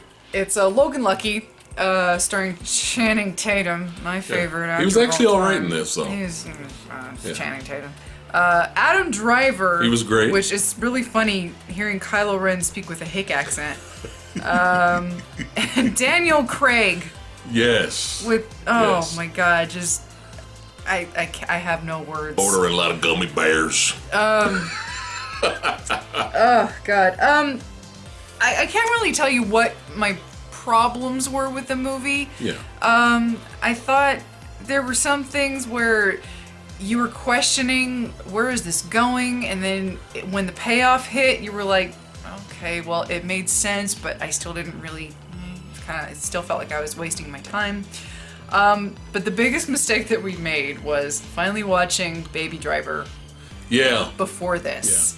Because both films are heist type movies, in a way. And we were so entertained with Baby Driver. Yeah. Baby Driver was so much fun. We watched that first, and then we literally right after watched Logan Lucky. 2 totally different types of films, 2 totally different types of comedies. Yes. But we really enjoyed Baby Driver. But this was entertaining. It was very solid. There's nothing. It's solid. There's nothing awful about it. No. Very well made. It's probably not as funny, maybe. It's kind of it's a different type of. Again, comedy. it's hard to put my finger on it. Yeah. This one we have yet to see. Heard good things about it. And this is Free Fire. Yeah. Heard good things. Executive producer Martin Scorsese. Yeah.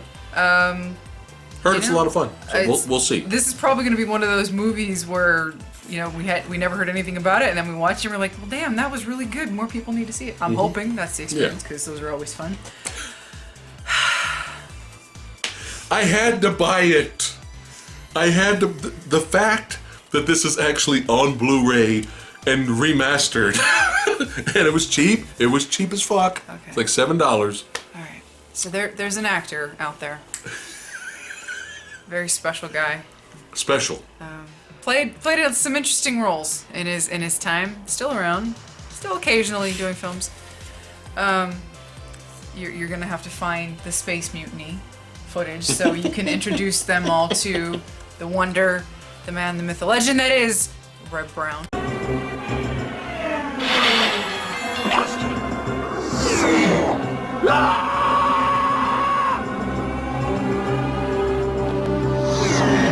Yes. Once upon a time, he did play a version of Captain America. Mm-hmm. Yeah. So one of his more infamous films, named Yor, the Hunter from the Future. Yours world, he's the man. Yours world, he's the man. Yeah, real theme song in this movie. Which, don't let that cover fool you. Yeah, show them the real cover that sold us. This is what's awesome about this particular release from Mill Creek Entertainment. They give you this badass, completely misleading fantasy cover. This is more like it. Yes. There you go. This might be the greatest movie poster of all time. So this is an Italian Yes. film, yeah? Yes. Okay, and it shows. Oh my God, yeah. It's fantasy meets Star Wars, sci-fi. It's all over the place. With no budget. Reb Brown wears one of the worst wigs ever, and one of the scenes. It's been a really, really, really long time since we watched the movie. One of the scenes that kind of sold us on the movie is it's been a long time, but I'm pretty sure Reb Brown, he kills this pterodactyl dinosaur of sorts. And there's the bad guys that are like on a lower level below him. So he takes the pterodactyl and uses it as a hang glider to float down, to fly down, and drop kick the bad guys. Yeah, that actually happens in this movie. While his theme song, Yours World, plays. He's the man. Yours World, he's the man, yeah. Whew. Oh, good old Reb. Ah, fuck. Wow. How does this keep happening? Just want to let y'all know we are surrounded in piles of films right now. Well, it's been forever since we do one of these, you know, so it kind of piles up on you. All right, so I heard a lot of good things about this. I am a fan of the actor, Stellan Skarsgård. It's one of the coolest, baddest names ever, okay? And I don't know if this is a revenge film. Father of Pennywise. Yes, the father of Pennywise. Go figure. Yes. Not Tarzan, though. Yeah. Oh, he wasn't. The movie was bad. He was okay. Tarzan. Yeah, he was not the problem, though. I'm assuming it's some kind of a revenge thriller, but I heard a lot of good things about it. Can't wait to watch it. We have In Order of Disappearance. Heard a lot of things, all right? A lot of good things about it, so I can't wait to check that out. Now, this is a movie, I'm an 80s kid, and this is a movie I missed. I ended up watching it later because somebody recommended it to me, and I saw it on TV, and I ended up really liking it. It's very entertaining comedy, and then I ended up becoming a fan of the film, and then all of a sudden, many, many, many years later, I'm watching a trailer for a movie called Fist Fight, right? Starring Ice Cube and Charlie Day. We're like, oh, we like Charlie Day, we like Ice Cube, and we're watching the trailer. We haven't seen the movie yet, but we heard the movie's okay. But we watched the trailer, and I'm thinking like, dude, this is a straight up, almost exact remake of this movie right here, 3 O'Clock High. It's almost exactly the same. When I was watching the trailer, even to the point where, you know, the victim is like, you know, hires someone to take out, you know, the guy that's gonna kick his ass. It's just a little bit of role reversal here. Instead of the teachers fighting, it's the students, okay? But yeah, it seems like it's almost the same plot. I mean, Fist Fight still might be pretty cool. It still might be good. But I was just like, hey man, copy in here. But yeah, still a lot of fun. Kind of not as fondly remembered as, you know, the classic 80s comedies like Ferris Bueller's Day Off. But still, for what it is, it's a lot of fun. A franchise that I am a fan of because it's another perfect example of big dumb fun, but I think it's kind of running its course. I did enjoy this film. I was entertained by it, but I was bored, a little bit bored. The two previous entries, in my opinion, are a lot better than this, but there's still some entertainment to be had with The Fate of the Furious. That's right, the 8th film in the Fast and the Furious franchise, and I think they need to hurry up and wrap it up. Did you hear that? Yeah. The 8th film. Oh, look at that. It's Universal. Cranky Critic is not going to be happy with you bagging on Universal. He'll get over it. He'll get over it. Entertaining. All right, entertaining. Not necessarily great or amazing, but it is what it is. Another, in my opinion, kind of underrated Jason Statham film. I know he gets a lot of flack for basically playing the same character in all the movies, which is fine. You know, it's a good argument. It's entertaining, it's violent, and I thought it was a solid entry in his filmography. So if you're an action Jason Statham fan, action movie fan, I recommend Safe. I enjoyed that. I thought that was pretty good. Heard a lot of good things about these films right here. We have Iron Protector. That's right. Heard a lot of good things about it in terms of martial arts, old school, kung fu action. That's right. Look at that in the back. I saw a quick clip of one of the fight scenes from this movie, and I was like, ooh, candy. I want that. Can I purchase that? So yeah, gotta check it out. Might be Movie Dojo review. The Final Master.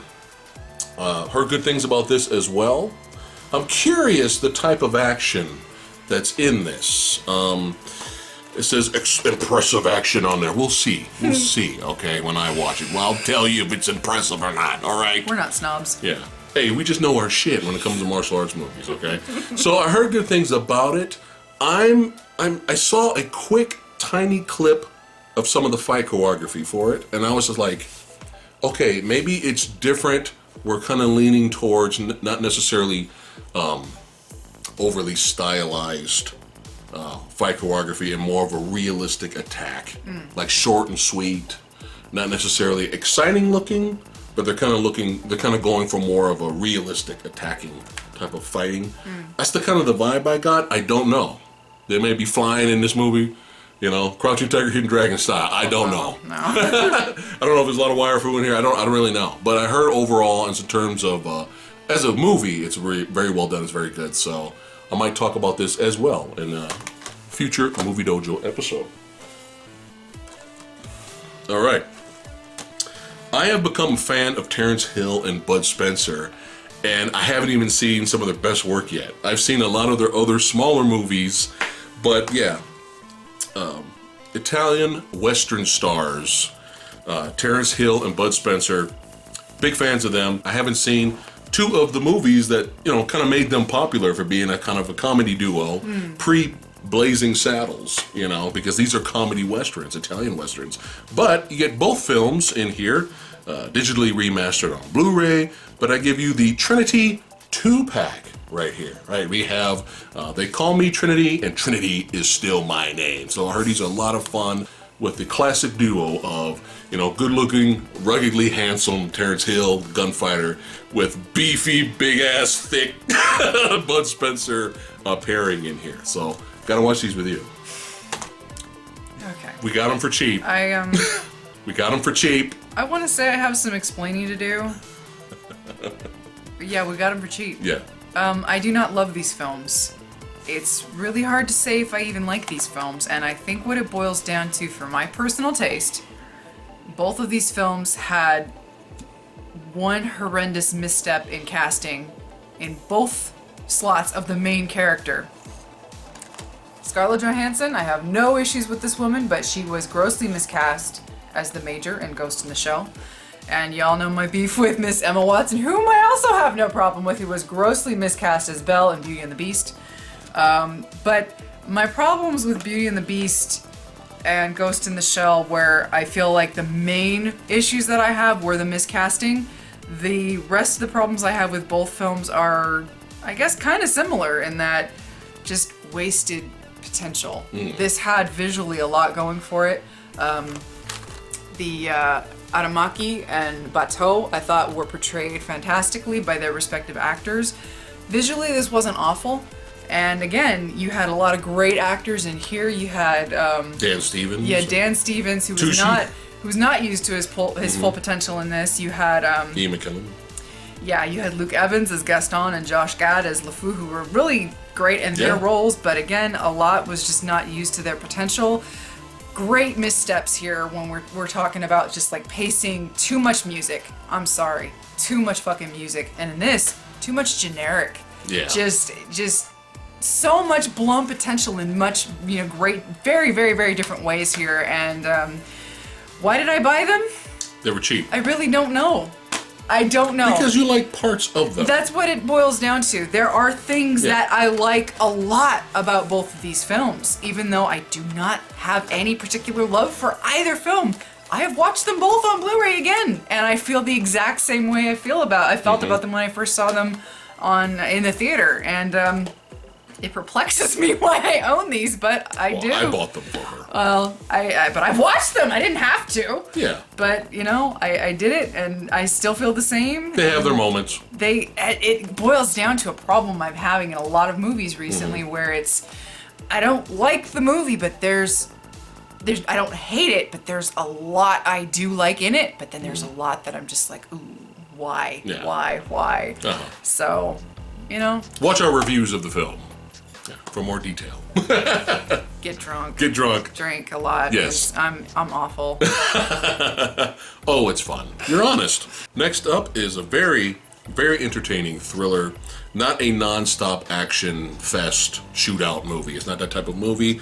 There is action in it, but very, very, very well done. And that's Mel Gibson's Blood Father. I highly recommend you guys check this out. And Mel Gibson's really good in this. He steals the show. He steals the movie. Very, very well done. And just no one really talked about this film. It's very good, but they just kind of you know. Well, I know kind of why. yeah. But if you're a fan of the actor's work, not necessarily the actor himself, you will enjoy him in this. Okay, very good, very well done. So every once in a while, as much as we love movies, we will just totally drop the ball and lose our movie lover card. We have not seen this movie yet. There Will Be Blood.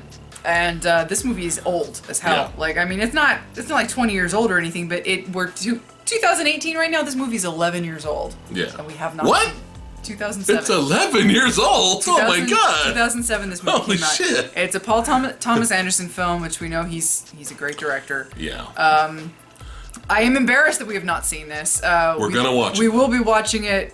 Well, to be soon. fucking fair, I did buy it like 3 years ago, and when I got home, opened up the fucking.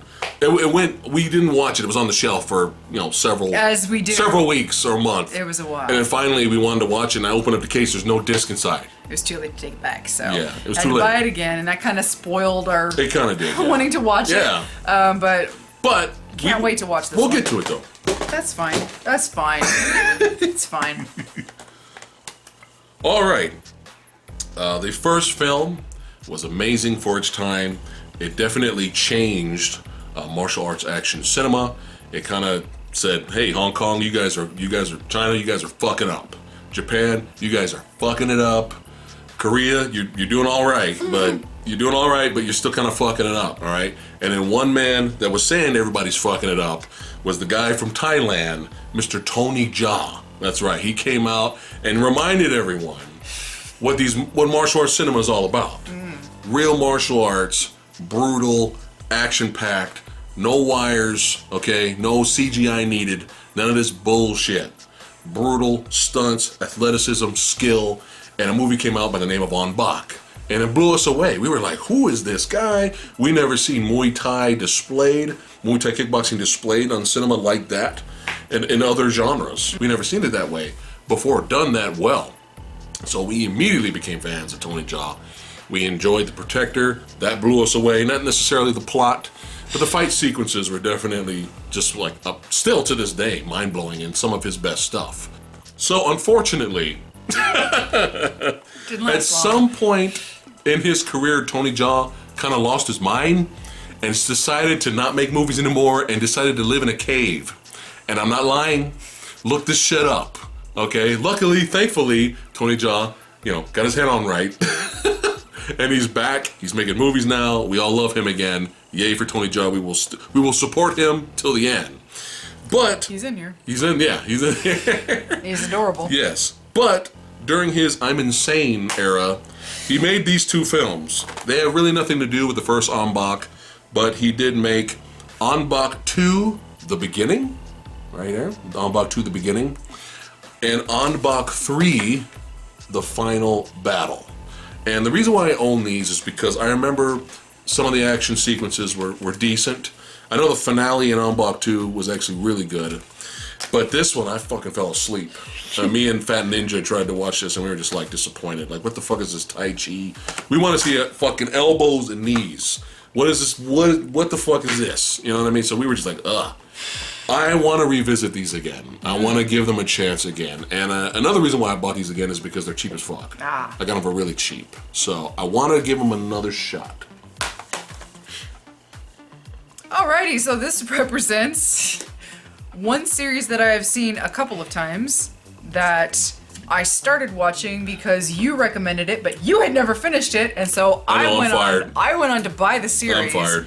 And I finished it, and I really, really enjoyed it. This was coming off of the crushing depression that I experienced after Cowboy Bebop, the series that taught me, don't get attached to people because sometimes they don't make it. And I was so scared that the same thing was going to happen in Outlaw Star. Luckily, I wasn't crying my eyes out by the end of that.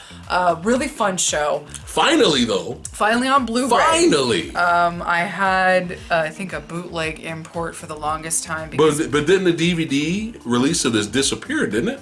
Like, you couldn't find it. You could find it in box sets, but they were very expensive. Oh. They had a complete, all discs in one box set, and it was over $100 at one point. Ooh. Because it had gone out of print. This anime. That's what happened. This anime, I don't know who released it at first, if it was ADV or if it was Bandai back in the day, but Funimation finally picked this up. I'm not sure if it was last year. It finally came out, and so I'm really looking forward to rewatching this. You need to watch the whole thing. Hey, from what I remember, the couple of episodes I watched, the show was fucking badass. It was very entertaining. It's a lot of fun. Very entertaining. It's a lot of fun, and it's fun to watch. I am in the middle of this. I am just started out of 5 discs and 37 episodes. I have just started disc 3 of Death Note. Death Note. I decided I wanted to watch this and then watch the movie on Netflix. Yes. I'm really enjoying this so far. I'm loving the demon Ryuk. Light, I can't call him the protagonist because he's not the main character. Light, he basically just blows my mind, and he blew my mind in like the first episode.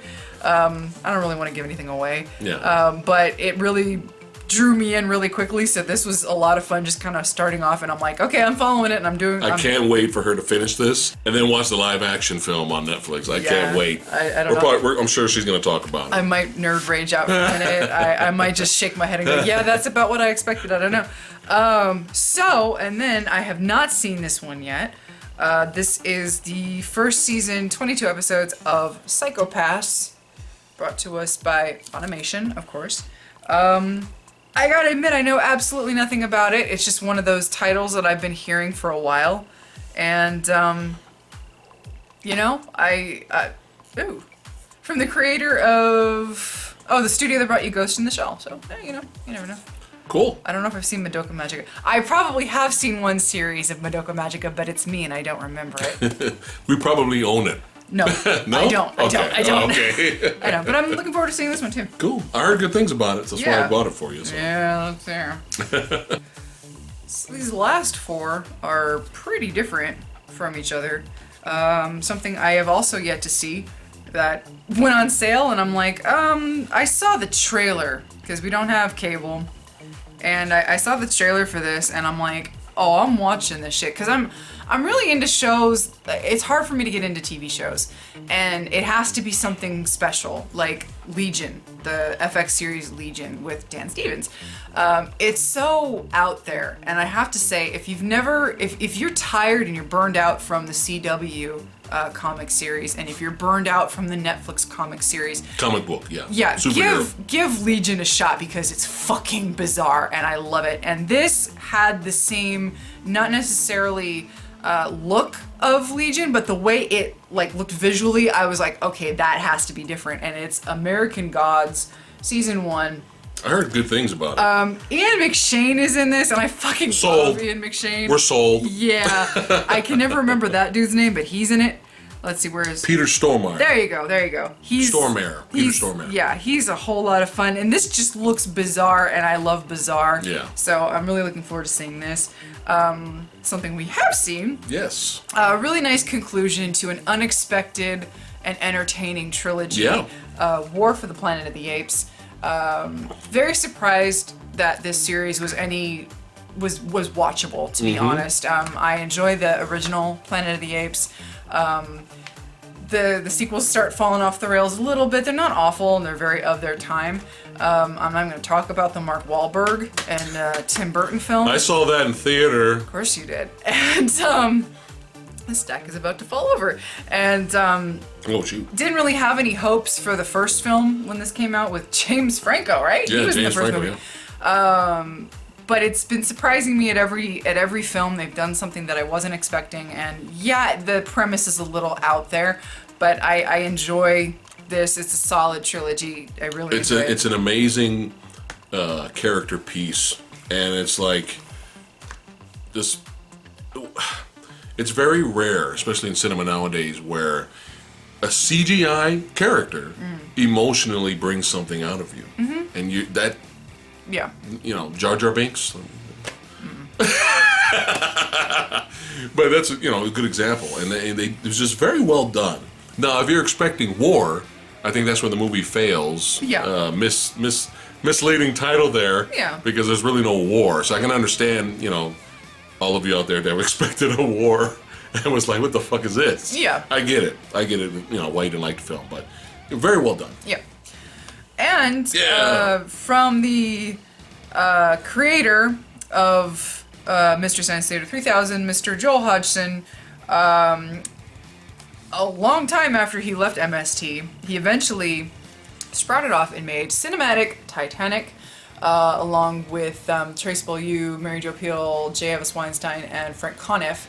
And there's 12 episodes. This is the complete set. I picked it up for like $24. It's 12 episodes. Okay. Full movies. Full movies. They riff with their commentary. I want to say about 6 of them are standard, where the show started off as one thing where it was a lot like MST3K in that it was the silhouettes of the people riffing on the films, and then they decided to go live, which is cool. which I ended up preferring the live shows. Yeah, the live shows are a lot better. It's a lot like Riff Tracks. With an audience. Riff Tracks is also from the people that were involved with MST3K, which is the primary 3 are Michael J. Nelson, Kevin Murphy, and Jim Corbett.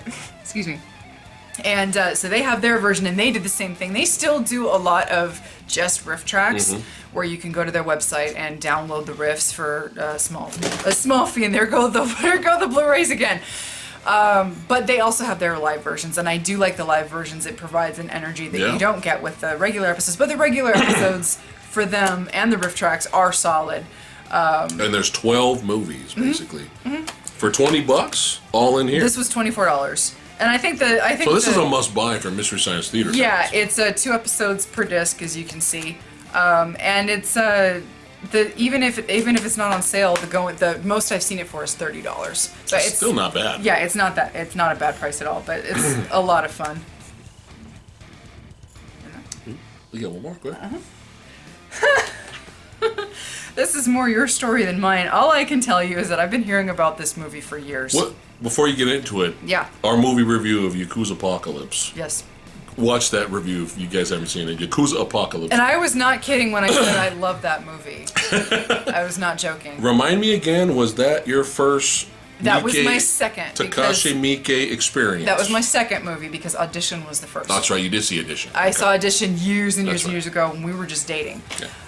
If you like horror movies, watch Audition. It's really good. And if you like being confused as hell but vastly entertained, watch Yakuza Apocalypse. I'm not joking. I cannot stress enough. I know I goofed a lot on that video that we did, but I fucking love that movie. It boils down to the Legion factor where it's batshit insane, and sometimes you need insane. Yeah. And on that note, Ichi the Killer. I love this fucking movie. I haven't seen the prequel yet. We watched like the first 2 minutes of it, and it's shot on Shitio, so it's all right. I might have to get some booze in me and watch that one. It's all right, yeah. I do need to watch this movie again, even though we just watched it, because I felt like I was missing something by the end of the movie. There was something there, but my brain wasn't quite picking up on all of it. This movie is crazy. Yeah. And I love it. I love it. Yeah. I love it. I love it. But you have a story about getting the actual DVD and why you bought the DVD and not the Blu-ray that's coming out. So I bought a long time ago, many years ago. I actually bought it on DVD, and it was a UK version, and I didn't know it was edited. Okay, there were some scenes taken out because it was deemed too graphic or insensitive or whatnot. So I didn't know. And I was like, oh, fuck. I remember watching it and I was like, this movie's insane. This movie's nuts. This is such a weird movie, but I was entertained by it. But then it was released by Tokyo Shock on DVD, unrated. And I was like, oh, cool, I gotta buy that. And then months and then went by and then years went by and I was like, cool, I gotta buy that. And I just completely just got to get it. I never got it. now in the age of Blu-ray, I was just like, well, maybe one day it'll come on Blu-ray. And I was checking Blu-ray.com, and I saw it coming. I was like, oh shit, Ichi the Killer, it's coming to Blu-ray, how cool. And I click on it, and it says rated R. And I'm like, what the fuck, man? That's horrible. It needs to be unrated. Yeah. So I was like, fuck it. So I went to Amazon.com. This DVD's become rare now. You can't really find it and by itself. So the only way I found it was in this 2-pack right here with the prequel Ichi 1 on here. So at least we have it. It's not like it's the greatest picture quality of all time. No, but the movie didn't really need it though. I feel like the picture quality it goes with the aesthetically film, the grainy. It completely matches what the movie is. So I don't know how much the movie would benefit from a Blu-ray. We can't explain the movie. We can't. All we could say is if you like violent, weird, insane, what the fuck, but actually kind of hilarious at the same time movies, Ichi the Killer needs to be in your collection. I'm not gonna lie, the movie's fucked up. Yeah. A lot of fucked up shit goes on in that movie, but sorry, I love it. It's fun.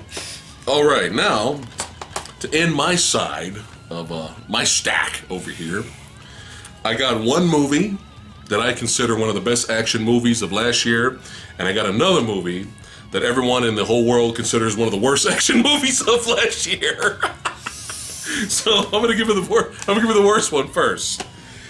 It's kind of a guilty pleasure of mine. I was entertained by it. Now here's the thing: when you got a movie that everyone's labeling as the worst film of the year, okay, the worst action film of the year, that's what I was kind of expecting. But something about it, because I'm a fan of the director and I like the lead actor, I was kind of like, I still want to watch this, you know? So we ended up renting the movie. And here's the thing. We expected a Guy Ritchie, quips, dialogue, fast-paced type of movie set in a medieval times setting.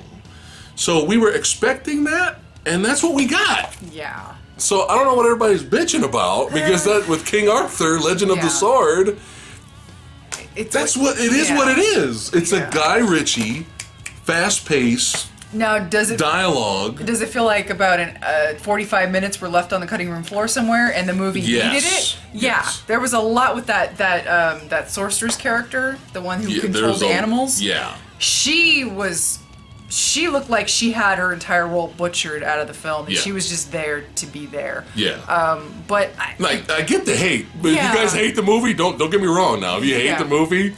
Retro Leo told me about the movie. He watched the first 20 minutes and he was like, what the fuck is happening? Fuck this movie. He was making me laugh so hard. Retro Leo. Make sure you guys subscribe to his channel.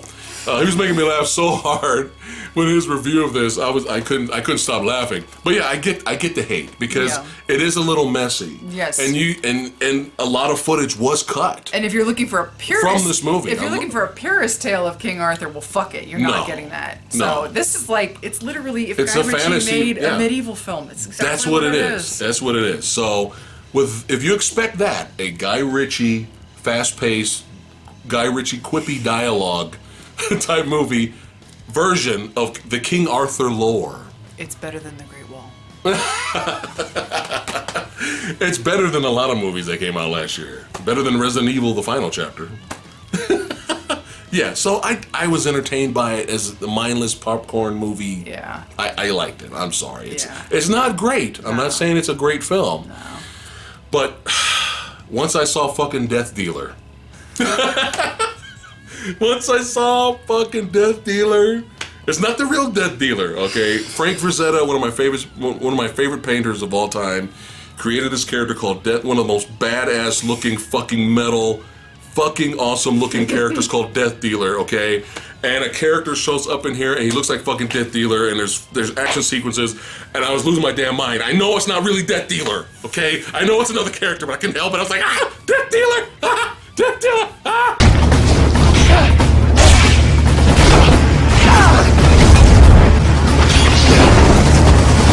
Sorry. So all right. Topple. It's about to just I know. Right over. I know. All right. Onto the beer-soaked carpet. Now, one of the best action movies of the year, Korea's The Villainess. The Villainess. Really good action sequences in here. Very, very good. It's basically the same old in terms of the plot. We got a little bit of La Femme Nikita in here. Nothing new in terms of the plot, but the action sequences are very well done. They're shot in that first-person view perspective, aka like Hardcore Henry, and it's done in a very slick, stylish cinematography type of style. I don't know if that made any sense. I'm drinking beer while doing this, okay? And we're tired. Okay? We're tired. It's late, damn it. We've been doing this for almost 2.5 fucking hours. God damn it. All right, so it's almost like, because we really enjoyed Hardcore Henry for what it was. We thought it was a lot of fun. Yep. So it's almost like this is like Hardcore Henry with a budget. Except, not two totally different types of movies. But here's the thing. There is a but. There is? Oh, okay. Anyway, sorry. Anyway, here's the thing. I know I might get a lot of hate for this, okay? I'm sorry, we're honest here on the channel. We're honest, sorry. Here's the thing. I think it was overhyped. This movie was a little bit overhyped, and the story was, every time we got to the story aspect, it was fine. The story was fine. The way plot points were revealed later in the movie, was like interesting. We're like, oh, okay, now stuff is starting to make sense. And when stuff is revealed, this was getting interesting. But I wasn't riveted. You know what I mean? Every time we stopped doing an action sequence and we got to the actual plot, it wasn't as advertised. And when you watch the trailer, it's like non-stop action, explosive, insane action fest.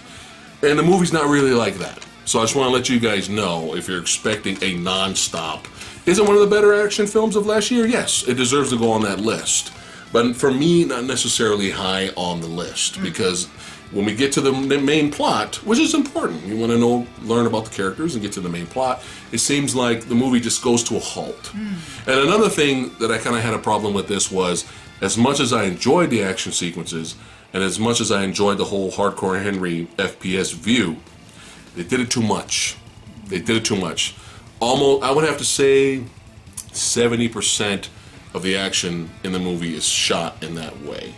I think some scenes could have been that way, and then we could have got some other action sequences where you can see, pull the camera back, have some really good fast and furious fight choreography, some gun battles. Let's mix it up. You know what I mean? But still enjoyable. I highly recommend it, okay? All right. What else we got? We got one more. One more? One more. Okay. It has arrived. This looks awful. It has arrived. It's here, folks. You guys have been fucking asking me forever. I've been getting tons of comments and messages. Things come out later in the States. Yes. Okay? So you gotta over and over and over again. You gotta give us a chance. Last year. We know it. But it's here. We just have to wait. It's arrived. Yes. Beyond Skyline. Yes. It is in our hands. It's in our clutches. It has arrived. Yes. It is here. And all we're going to say, we're not going to talk about the movie. We're not going to say anything about the Blu-ray. All we're going to say is that it's coming. It's coming. Hey, listen. The review's coming. It's coming. All right, that's it for today's Phat Pickups episode. Thanks for hanging out with us. Oh my God. Hopefully you guys grabbed something to drink and grabbed something to eat. We warned you. And just chilled back, watched us knuckleheads talk about movies and talk about our collection. We warned you, man.